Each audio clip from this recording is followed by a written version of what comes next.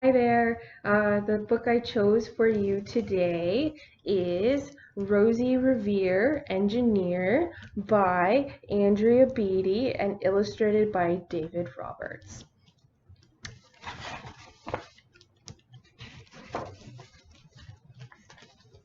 This is the story of Rosie Revere, who dreamed of becoming a great engineer. In Lila Greer's classroom at Blue River Creek, young Rosie sat shyly, not daring to speak. But when no one saw her, she peeked in the trash for treasures to add to her engineer's stash.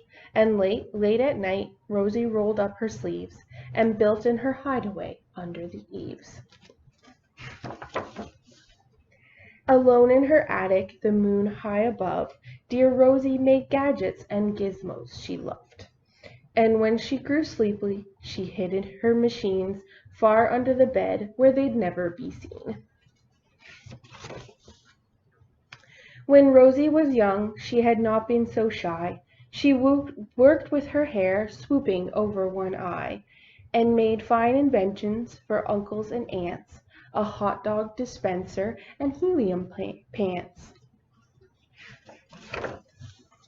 The uncle she loved most was Zookeeper Fred. She made him a hat to keep snakes off his head, from parts of a fan and some cheddar cheese spray, which everyone knows keeps the pythons away. But when it was finished, young Rosie was proud, but Fred slapped his knee and he chuckled out loud. He laughed till he wheezed, and his eyes filled with tears, all to the horror of Rosie Revere, who stood there, embarrassed, perplexed, and dismayed. She looked at the cheese hat and then looked away. "I love it," Fred hooted. "Oh, truly, I do." But Rosie Revere knew that could not be true. She stuck the cheese hat on the back of her shelf, and after that day kept her dreams to herself. And that's how it went until one autumn day her oldest relation showed up for a stay.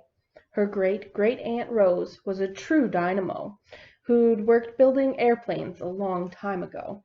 She told Rosie's tales of the things she had done and goals she had checked off her list, one by one. She gave a sad smile as she looked to the sky. "The only thrill left on my list is to fly. But time never lingers as long as it seems. I'll chalk that one up to an old lady's dreams." That night, as Rosie lay wide-eyed in bed, a daring idea crept into her head.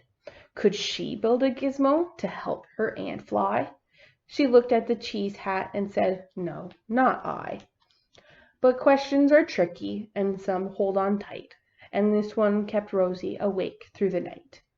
So when dawn approached and red streaks lit the sky, young Rosie knew just how to make her aunt fly. She worked and she worked till the day was half gone, then hauled her cheese copter out onto the lawn, to give her invention a test just to see the ridiculous flop it might turn out to be. Strapped into the cockpit, she flipped on the switch. The hella cheese copter sputtered and twitched. It floated a moment and whirled round and round, then froze for a heartbeat and crashed to the ground. Then Rosie heard laughter and turned round to see the old woman laughing and slapping her knee. She laughed till she wheezed, and her eyes filled with tears, all to the horror of Rosie Revere, who thought, "Oh no, never, not ever again will I try to build something to sputter or spin, or build with a lever, a switch, or a gear, and never will I be a great engineer." She turned round to leave, but then Great-Great-Aunt Rose grabbed hold of young Rosie and pulled her in close, and hugged her and kissed her and started to cry. "You did it! Hooray! It's the perfect first try! This great flop is over. It's time for the next." Young Rosie was baffled, embarrassed, perplexed. "I failed," said dear Rosie. "It's just made of trash. Didn't you see it? The cheese copter crashed. Yes, said her great aunt. It crashed. That is true. But first it did just what it needed to do. Before it crashed, Rosie, before that, it flew.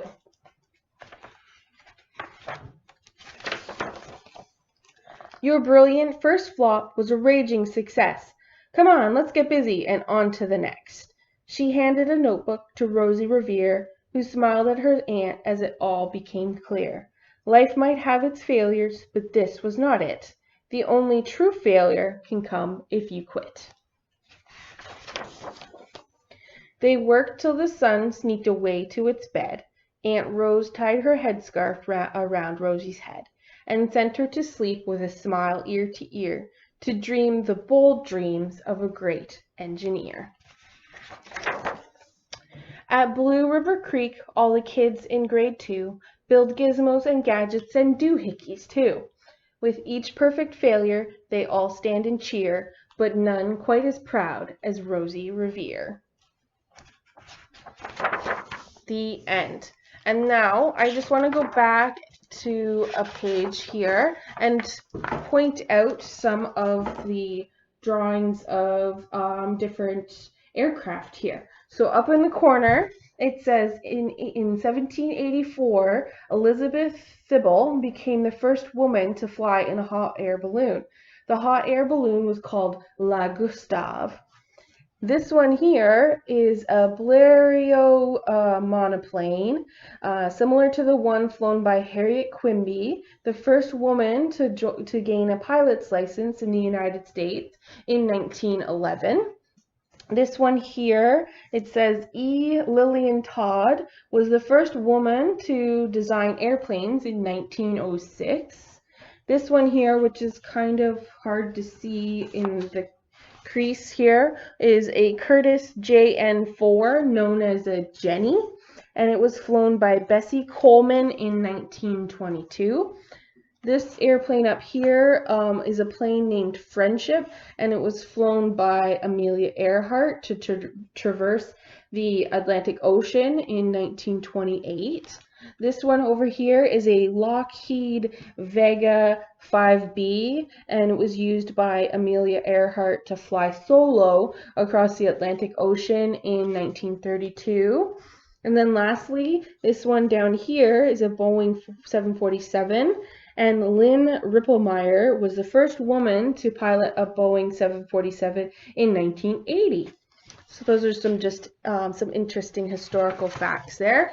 And then there's a historical note at the back of the book here that says, during World War II, millions of women in the United States, the United Kingdom, Australia, Canada, New Zealand, the Soviet Union, and other allied nations worked to provide the food and equipment needed for the war effort. Some worked on farms to grow food for the troops, and others built ships, airplanes, tanks, and jeeps.